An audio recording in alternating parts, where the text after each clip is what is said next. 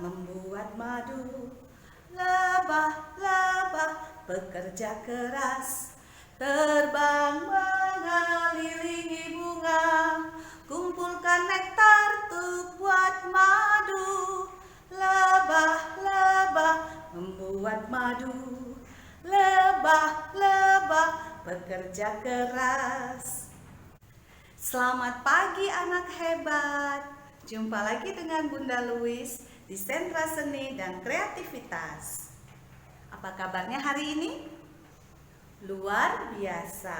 Aku diberkati Tuhan, puji Tuhan.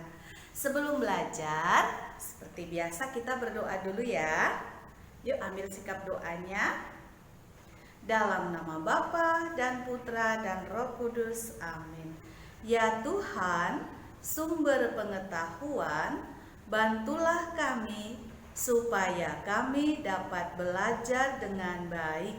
Amin. Dalam nama Bapa dan Putra dan Roh Kudus, amin. Oke, teman-teman, minggu ini kita masih belajar tentang binatang. Tema besarnya masih binatang. Tetapi kali ini kita akan belajar tentang binatang yang ada di udara. Binatang yang ada di udara. Nah, kalau binatang yang ada di udara berarti ciri khasnya apa ya? Yang paling utama dia pasti bisa terbang. Betul sekali. Dia pasti bisa terbang berarti dia punya sayap. Bagus sekali. Nah, teman-teman kira-kira kalau binatang yang ada di udara itu apa saja ya? Betul, ada burung, ada kupu-kupu, ada lebah, ada kelelawar. Banyak sekali ya. Sungguh besar Tuhan itu yang menciptakan semuanya untuk kita. Ya, maka kita harus bersyukur. Ya, kita harus tahu menjaga kelestarian semua ciptaan Tuhan. Bagaimana caranya ya Bunda? Oh, caranya bagus sekali. Kita tidak merusak alam ya. Kita tidak merusak tumbuh-tumbuhan. Karena burung-burung, kupu-kupu, lebah dan semua binatang di udara itu membutuhkan tumbuh-tumbuhan untuk mereka bisa makan dan bisa hidup. Bagus sekali. Nah, teman-teman, untuk di Sentra Seni Kreativitas hari ini kita akan belajar tentang lebah. Teman-teman tentu sudah tahu lebah itu seperti apa ya? Iya. Nah, lebah itu juga perlu makan. Dia makannya apa ya? Dia makannya namanya nektar. N-E-K-T-A-R. Nektar. Ya, nektar ini yang kemudian diolah di dalam tubuhnya menjadi madu seperti yang kita biasa konsumsi. Ya, madu itu sangat sehat loh teman-teman. Madu itu mengandung banyak sekali vitamin C untuk daya tahan tubuh kita. Dia manis tetapi bukan karena gula buatan. Jadi dia sehat. Konsumsi madu tiap hari itu baik untuk kesehatan kita. Nah, teman-teman, silahkan disimak video berikut tentang proses pembuatan madu. Bagaimana madu itu bisa terjadi seperti kita konsumsi. Ya, silahkan disimak. Hai, aku New. Selamat datang di Nose ID. Kalian semua pasti udah pernah ngerasain manisnya madu. Tapi apakah kalian tahu, lebah harus susah payah untuk memproduksi cairan yang super enak ini? Yuk kita cari tahu bersama, gimana sih cara lebah menghasilkan madu?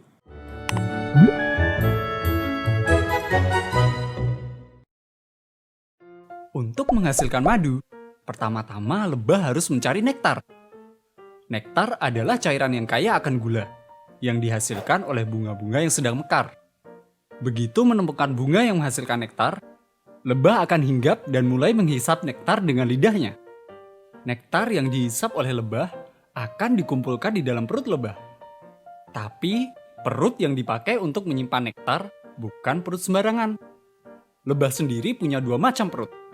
Yang satu dipakai untuk mencerna makanan, dan yang satu khusus untuk mengolah nektar menjadi madu. Makanya, perut spesial ini disebut sebagai perut madu.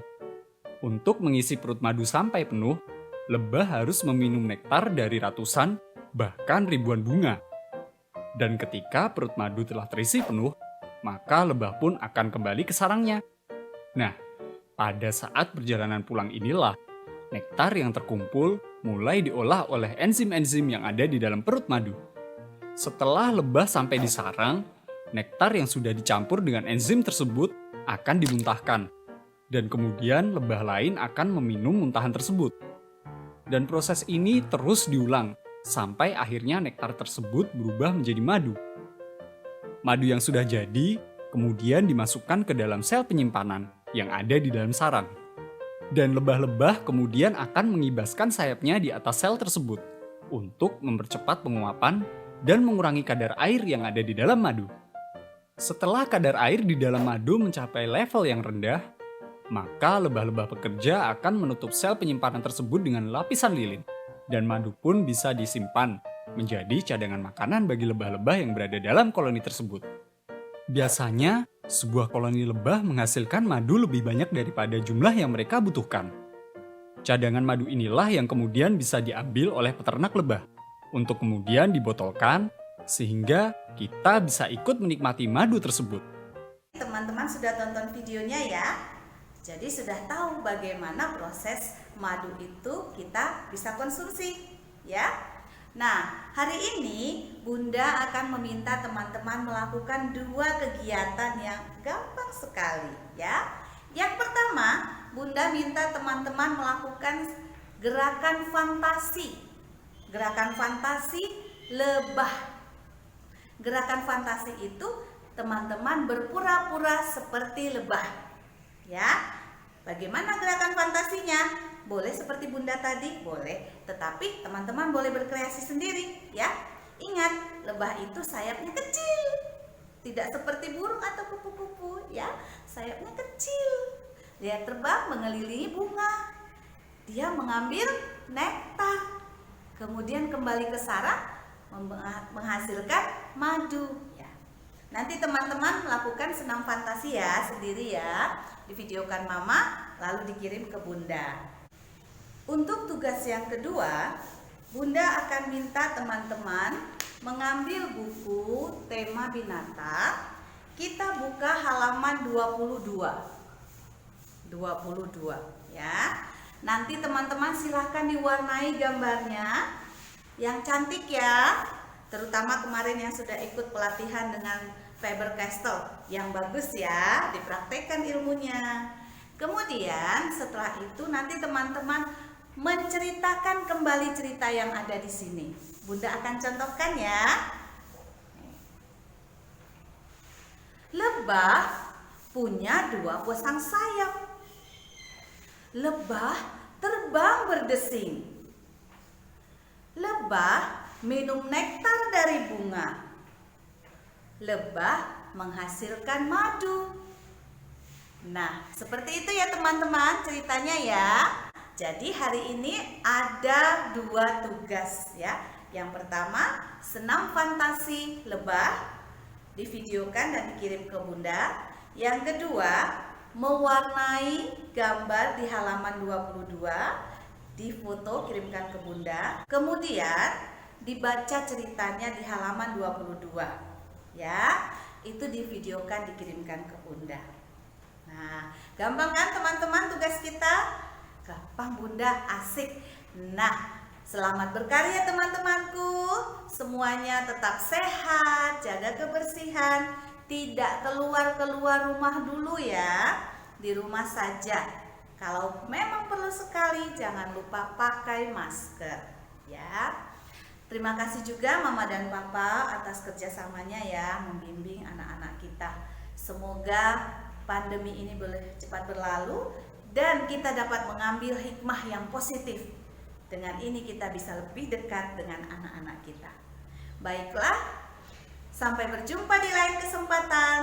Dah.